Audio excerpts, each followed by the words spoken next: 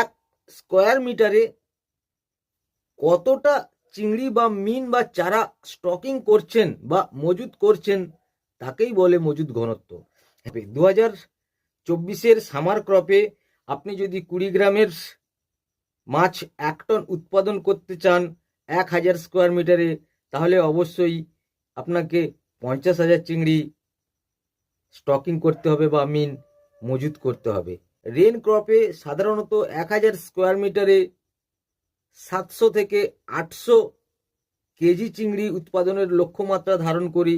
সেই হিসাবে মিন কিন্তু আমরা 30 থেকে 35,000 ছাড়ার সিদ্ধান্ত নিয়ে থাকি।